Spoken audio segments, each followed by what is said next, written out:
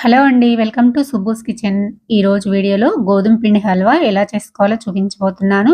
చాలా స్వీట్‌గా, చాలా సాఫ్ట్‌గా నోట్లో వేసుకుంటే వెన్నలా కరిగిపోతుంది. మనకి 2 రోజుల్లో న్యూ ఇయర్ వస్తుంది కదా! అప్పుడు 10 నిమిషాల్లో ఇలా స్వీట్ తయారు చేసుకొని అందరూ తినేసేయొచ్చు. తప్పకుండా ట్రై చేయండి. ఎలా చేసుకోవాలో చూద్దామండి. ముందుగా మందపాటి కళాయి ఒకటి పెట్టేసుకొని అందులోకి ముప్పావు కప్పు వరకు నెయ్యిని వేసుకొని, పావు కప్పు వరకు జీడిపప్పులు వేసుకొని కొంచెం దోరగా ఇలా గోల్డ్ కలర్ వచ్చేంత వరకు ఫ్రై చేసుకోవాలి. ఇలా ఫ్రై చేసుకున్న జీడిపప్పుల్ని ఒక గిన్నెలోకి వేసేసుకున్న తర్వాత ఇప్పుడు అదే నెయ్యిలో నేను తీసుకున్న ఈ కప్పుతోటి ఒక కప్పు గోధుమ పిండిని వేసుకున్నాను. అలానే మీరు ఏ కప్పు అయితే తీసుకుంటారో అదే కప్పుతోటి కొలతలు వేసుకున్నారంటే స్వీట్ రెసిపీ పర్ఫెక్ట్‌గా వస్తుంది. మంటని లో ఫ్లేమ్‌లో పెట్టి గోధుమ పిండిని గోల్డ్ కలర్ వచ్చేంత వరకు ఫ్రై చేసుకోవాలి. ఈలోపు పక్కన వేరే స్టవ్ మీద ఒక గిన్నె పెట్టేసుకొని అందులోకి ఏ కప్పుతో అయితే గోధుమ పిండిని తీసుకున్నామో అదే కప్పుతోటి 2 కప్పుల వాటర్‌ని వేసుకోవాలి.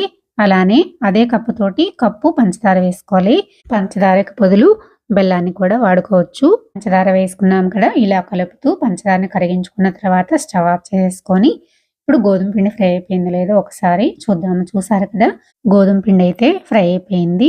ఇలా గోల్డ్ కలర్ వచ్చిన తర్వాత ఇందులోకి వేడి వేడి పంచదార వాటర్‌ని కొంచెం కొంచెం వేసుకొని ఇలా ఉండలు లేకుండా కలుపుకోవాలి. ఇలా కలుపుకున్న తర్వాత మిగిలిన వాటర్‌ని కూడా వేసేసుకుందాము. ఇలా మొత్తం వాటర్‌ని వేసుకున్న తర్వాత బాగా కలుపుతూనే ఉండాలి. ఈ ప్రాసెస్ అంతా మనం మంటని లో ఫ్లేమ్‌లో పెట్టుకొని మాత్రమే చేసుకోవాలి. ఇలా దగ్గర పడేంత వరకు కలుపుతూ ఉండాలి.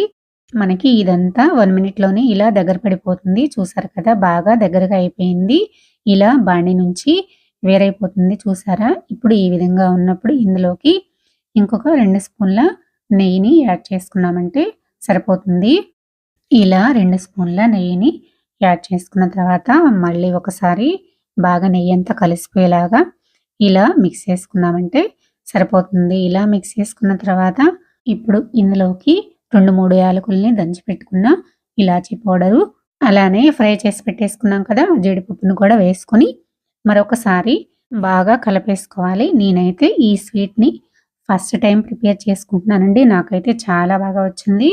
మీరు కూడా ఫస్ట్ టైం కనుక చేసినట్లయితే ఈ కొలతల ప్రకారం చేసుకున్నారంటే మీకు చాలా బాగా వస్తుంది. చూసారు కదా! ఇప్పుడు హల్వా రెడీ అయిపోయింది. స్టవ్ ఆఫ్ చేసేసుకొని ఒక సర్వింగ్ బౌల్ తీసుకొని ఇలా గనక సర్వ్ చేసుకున్నామంటే చాలా టేస్టీగా, చాలా సాఫ్ట్‌గా చాలా బాగుంటుందండి. తప్పకుండా మీరు కూడా ఒకసారి ఇలా ట్రై చేసి మీకు ఎలా వచ్చిందో కామెంట్ చేయండి. నా వీడియో నచ్చినట్లయితే లైక్ చేయండి, సబ్స్క్రైబ్ చేయండి, షేర్ చేయండి. మరో మంచి వీడియోతో మళ్ళీ కలుద్దాం. Thanks for watching.